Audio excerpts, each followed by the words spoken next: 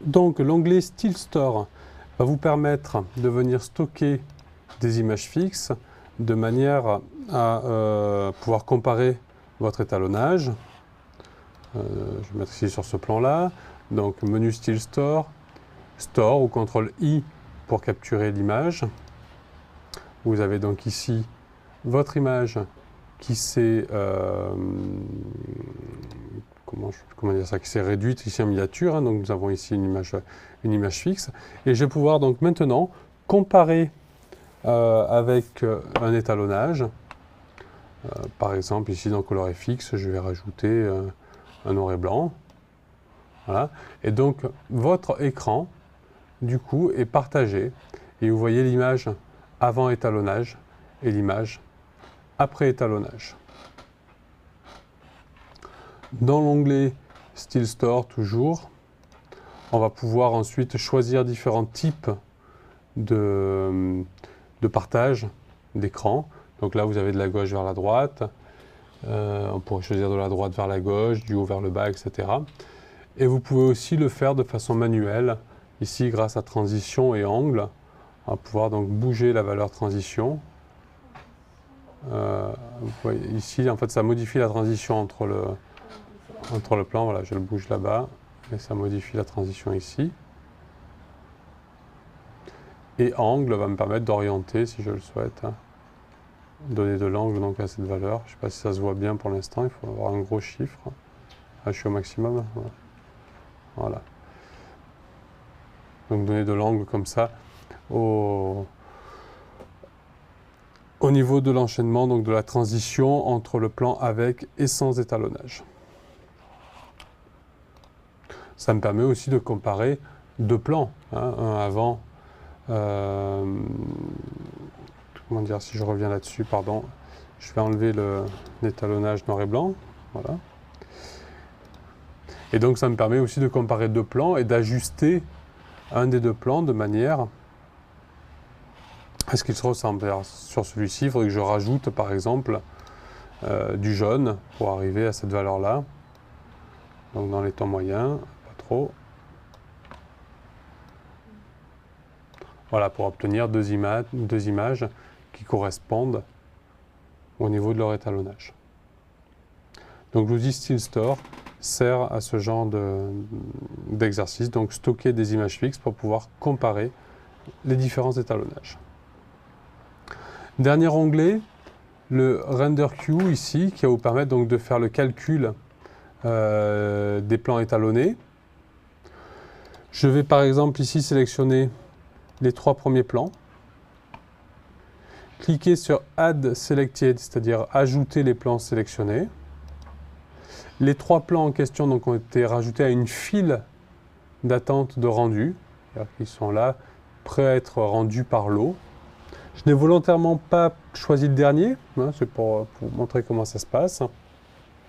Et je vais pouvoir, donc, une fois qu'ils ont été mis dans cette file d'attente, envoyer le rendu en cliquant sur Start Render. Et donc le rendu des plans est en train de s'effectuer. Une fois que ces plans seront calculés, je pourrai renvoyer tout ça à Final Cut. Et on va voir donc la petite manip juste après.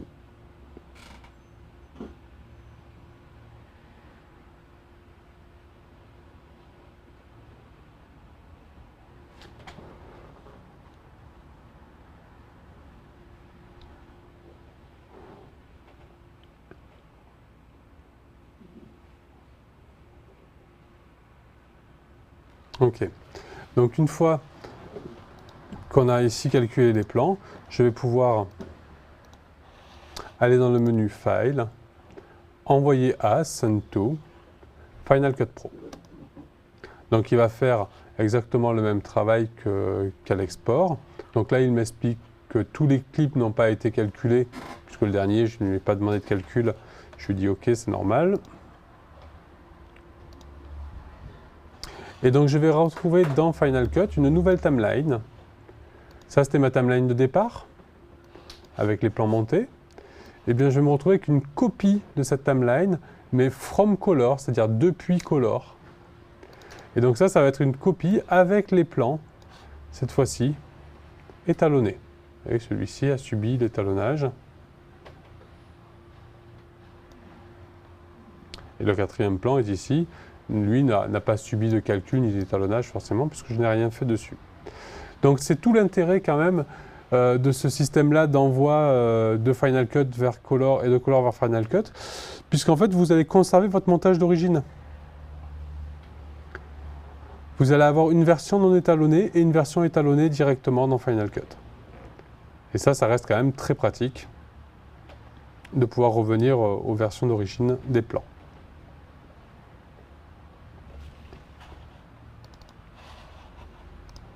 Donc vous voyez, je double-clique dessus, il n'y a aucun filtre sur ce plan-là.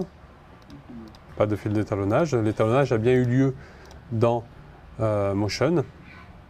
Et si je souhaite le retoucher un petit peu, rien ne m'empêche de le renvoyer dans Motion avec un clic droit, lui dire de l'ouvrir dans l'éditeur.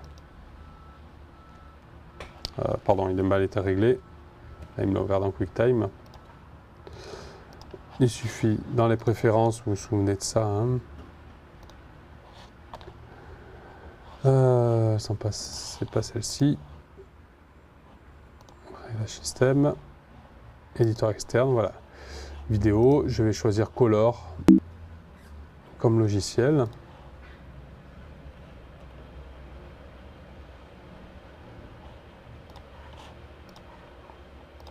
Voilà.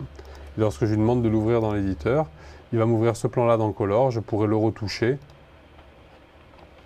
et réintervenir comme ça sur l'étalonnage en permanence. Voilà, donc ça en gros c'est pour la découverte du logiciel. On va maintenant prendre ces 4 plans et véritablement les étalonner proprement.